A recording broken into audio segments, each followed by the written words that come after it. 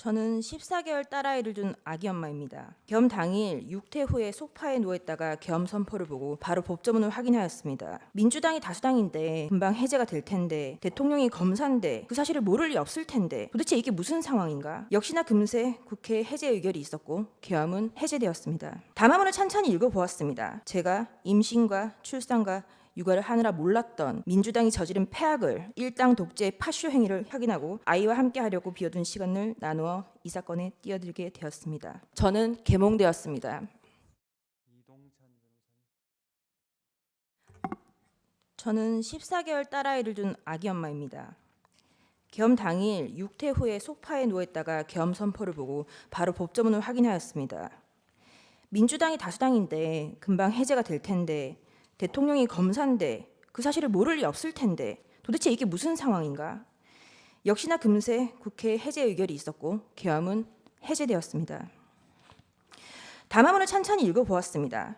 제가 임신과 출산과 육아를 하느라 몰랐던 민주당이 저지른 폐악을 일당 독재의 파쇼 행위를 확인하고 아이와 함께 하려고 비워둔 시간을 나누어 이 사건에 뛰어들게 되었습니다. 저는 계몽되었습니다. 체제 전복을 노리는 반국가 세력이 준동하고 있습니다. 약 4개월 전 선고된 민주노총 간첩 사건에서 최근 우리 사회의 모든 갈등이 간첩들의 지령에 의하여 일어났다는 사실을 확인할 수 있었습니다. 그 대표적인 것이 후쿠시마 원전 오염수 괴담입니다. 한반도와 주변 나라들에 대한 핵 테러 행위, 전 인류에 대한 대학살 만행을 폭로 단지하는 기사들을 집중 게재하게 하라. 민주당의 플랜카드입니다. 인류를 향한 핵테러 시도를 당장 중단하라. 간첩 지령과 비슷한 단어입니다. 후쿠시마 오염 괴담이 사실이 아니라는 것을 밝히는데 1조 6천억 원이 소요되었습니다. 1조 6천억 원은 민주당이 삭감한 대왕고래 프로젝트 497억 30번, 민주당이 삭감한 민생범죄 수사 특활비 특경비 587억 27년치, 민주당이 삭감한 아이돌봄 지원 사업 384억 40년치, 민주당이 삭감한 전공의 지원 예산 931억 17년치입니다. 윤석열 대통령은 2022년 3월 9일 당선되었습니다. 간첩들은 대선 후보 시절부터 윤석열 놈에게 공격의 화살을 집중하라고 하였습니다. 또한 공정, 기회, 새로운 변화로 청년들이 보수화되는 것을 막고 진보 민주개혁 세력의 역량상 우세를 보장하도록 조직 사업을 하라고 지령을 내렸습니다. 또한 윤석열이 한미 동행 우선을 전면에 내걸고 반북 대결 정책을 추구할 것이니 집권 초기부터 윤석열 패거리들을 조직적으로 공세 전개하라. 그리고 윤석열 놈과 일가 족속, 측근들의 정치 추문을 집요하게 압박 공세를 강화하라고 제2의 촛불항쟁 때와 같은 윤석열 탄핵투쟁의 불씨를 지펴올리라고 지령을 내렸습니다. 이에 따라 비상계엄 전까지 약 178회에 달하는 윤석열 퇴진 탄핵 집회를 열었습니다. 이 사건 계엄을 내란죄로 고발한 자는 민주노총 위원장이었습니다. 그리고 2025년 2월 21일 며칠 전 이재명은 민주노총을 찾아가 민주노총은 탄핵 사태 때 가장 큰 역할을 하였다고 감사 인사를 하였습니다. 간첩들은 국회 진입에도 적극 개입하였습니다. 진보당과 연대하라. 정의당의 당 지도부를 장악하도록 밀어주라. 한편 문재인 정부는 박근혜 정부의 계엄 문건을 친위 쿠데타로 몰아 2018년 기무사령부를 해체하였습니다. 104일 동안 200여 명을 조사했지만 내란 음모는 전원 무혐의 종결 처리되었습니다. 민주당이 지금 하고 있는 내란몰이를 예행 연습해 두었던 것입니다. 나라를 위하여 헌신해왔던 군인들에게 모욕과 고초를, 간첩을 잡는 방첩 사업 업무를 질적 저하를 야기시켰습니다. 또한 문재인 정부는 박지원 전 국정원장은 2020년 국정원의 대공수사권을 폐지하였습니다. 민주당은 자신들에게 국민이 부여한 대정부 견제권이라는 것을 앞세워 지금까지 총 29차례의 탄핵을 발의하였습니다. 계엄 전까지 22차례, 계엄 이후 22일 동안 7차례, 수사방해를 위하여 검사에 대한 14차례, 언론 장악을 위하여 방송통신위원장 등의 6차례의 탄핵을 발의하였습니다. 지금까지 단 한 차례 인용은 없었습니다. 이상민 전 행안부 장관은 헌정사상 최초로 탄핵된 국무위원입니다. 이태원 참사가 일어나자 간첩은 민주노총에 지령을 내렸습니다. 이태원 참사 희생자 추모 시민 촛불 집회를 개최하여 윤석열 퇴진 함성이 서울 시내를 흔들게 하라.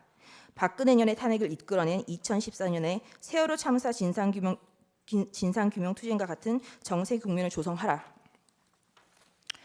북한이 지시를 내린 구호는 국민이 죽어간다. 이게 나라냐. 퇴진이 추모이다.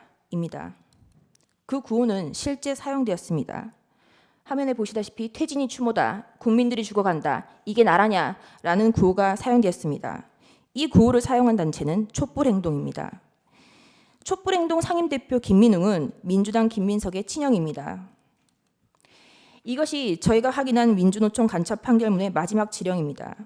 우리는 아직 검거되지 않은 간첩들이 어디서 얼마나 어떤 지령을 내리고 있는지 알 수 없습니다. 이상민 장관에 대한 탄핵소추는 만장일치로 기각되었습니다. 직무정지 기간은 167일입니다. 29차례 탄핵 중 14건은 검사에 대한 것입니다. 제1차 검사 탄핵입니다. 헌정사상 첫 번째 검사에 대한 탄핵입니다.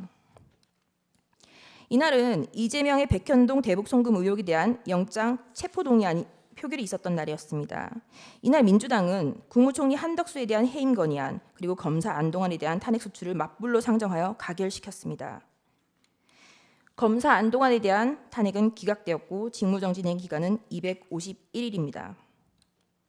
제2차 검사 탄핵, 검사 이몽석, 검사 손준성, 검사 이정섭, 검사 이희동, 그리고 제1차 방송통신위원장 이동관에 대한 탄핵을 23년 11월 9일 발의하였고 철회하였습니다. 이 중 검사 이정섭은 이재명에 대한 쌍방울 대북 송금 사건, 법화 유용 사건을 수사한 검사입니다.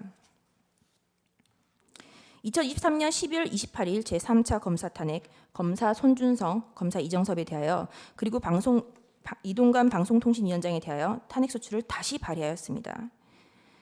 그리고 방송통신위원장 이동관에 대한 탄핵소추는 철회하였습니다. 그 철회 사유는 방송통신위원장에 대한 탄핵 사유를 검찰청법 위반으로 탄핵소추한다고 하여 황급히 철회한 것입니다. 이 탄핵소추안은 고민정 등 168인 등의 발의로 제출되었습니다. 민주당의 탄핵소추권은 이와 같이 사용되었습니다. 최소한 탄핵소추안을 쓰는 성의조차 없었던 것입니다. 그리고 그 다음 날 2023년 11월 29일 방송통신위원장 이동관에 대하여 세 번째 탄핵소추를 발의하였습니다. 이동관은 20일 사이에 3번이나 탄핵 발의를 당하였습니다. 탄핵이 가결되면 직무집행이 정지되어 방통위 업무가 마비되므로 이동관 방통위원장은 결국 사의를 표명하였습니다. 이와 같이 무성의한 장난 같은 탄핵소추 발의와 철회, 재발의에 대하여 국민의힘 소속 의원들은 국회의장들을 상대로 심의 표결권을 침해하였다며 권한쟁의 심판을 청구하였으나 각하했습니다. 결국 검사 손준성과 검사 이정섭에 대한 탄핵소추는 가결되었고 검사 이정섭에 대한 탄핵소추는 탄핵 사유 대다수가 직무와 무관, 특정되지 않아 전원일치 기각 결정이 내려졌습니다. 직무정지 기간은 272일입니다. 제4차 방송통신위원장 탄핵 2024년 6월 27일 방송통신위원장 김홍일 탄핵소추 발의되자 자진 사퇴하였습니다. 제4차 검사 탄핵 2024년 7월 2일 검사 박상용, 검사 강백신, 검사 엄희준, 검사 김영철에 대하여 탄핵소추 발의가 있었습니다. 검사 강백신은 이재명에 대한 대장동 백현동 사건을 수사한 검사입니다. 검사 엄희준은 이재명에 대한 대장동 백현동 사건을 수사하고 이재명에 대한 구속영장 청구를 한 검사입니다. 검사 김영철은 민주당 전당대회 돈봉투 사건을 수사한 검사입니다. 검사 박상용은 쌍방울 대북송금 사건의 수사검사입니다. 검사 박상용의 탄핵소추 사유입니다. 민원인 대기실 바닥에 설사를 하고 벽에 대변을 발랐다. 이화영에 대하여 이 보이는 영상 녹화실에서 연어회와 종이컵에 소주를 따라주고 진술을 회유하였다. 이재명에 대한 대북송금이 표적수사라는 것, 그리고 그것이 탄핵소추 사유였습니다. 당연히 이화영의 주장은 항소심에서 모두 배척되었습니다. 2024년 7월 25일 제5차 방송통신위원장 직무대리 이상인에 대한 탄핵소추가 발의되었고 다음 날 사의를 표명하였습니다. 이진숙은 2024년 7월 30일 방송통신위원장에 취임을 하였고 그 다음 날 탄핵소추가 발의되었습니다. 단 이틀 일하였는데 헌재는 4대4로 기각을 하였고 직무정지 기간은 174일입니다. 문재인 정권의 사드 고의 지연 및 2급 비밀을 중국에 유출한 간첩 행위를 감사하는 것을 표적 감사라고 민주당은 비난을 하였습니다. 그러다가 2024년 12월 2일 독립된 헌법기관인 감사원장에 대한 탄핵을 발의하였습니다. 그리고 같은 날 검사 최재훈, 검사 이창수, 검사 조상원에 대하여 탄핵소추를 발의하였습니다.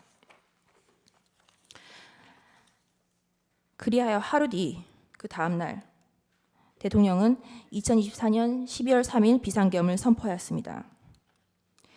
반국가 세력의 사회 장악, 민주당의 언론 장악 시도, 입법 폭거, 사법 업무의 마비, 삼권 분립 원칙의 몰각, 헌법기관인 감사원의 독립성까지 좌지우지하려는 일당 독재 파쇼행에 대하여 국민들에게 현재의 상황을 알리기 위한 대국민 호소의 계엄을 선포하였습니다.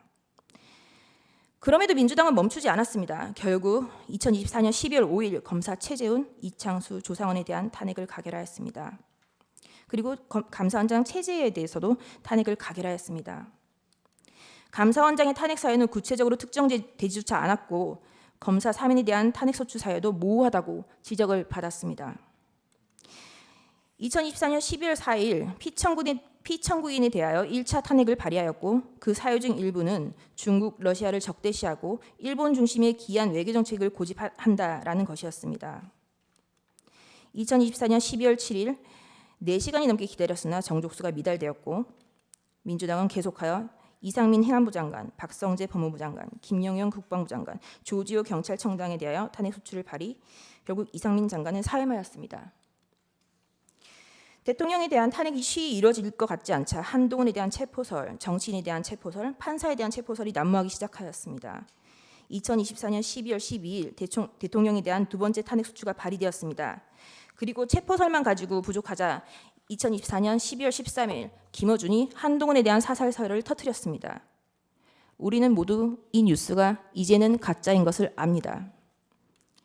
결국 2024년 12월 14일 대통령에 대한 탄핵소추가 가결되었고 헌법재판관이 임명하지 않는다는 이유로 한덕수 국무총리를 탄핵하였습니다.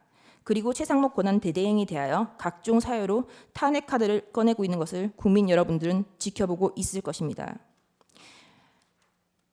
부끄러움을 모르는 자들은 민주당 노종면 원내대변인은 2024년 12월 23일 국무위원 총 16명 중 5명만 더 탄핵하면 국무회의 의결을 못하니 법안이 자동으로 발효된다라는 발언을 하기도 하였습니다. 또한 민주당은 2025년 2월 20일 헌법재판관의 후임자가 임명되지 못하는 경우 기존 재판관의 임기를 자동으로 연장하는 내용의 법안을 발의하였습니다. 헌법재판관의 임기는 6년으로 헌법 제112조 제1항에 명시적으로 규정하고 있습니다. 도대체 누가 국헌을 문란하게 하고 있는 것인지 묻고 싶습니다. 이상입니다.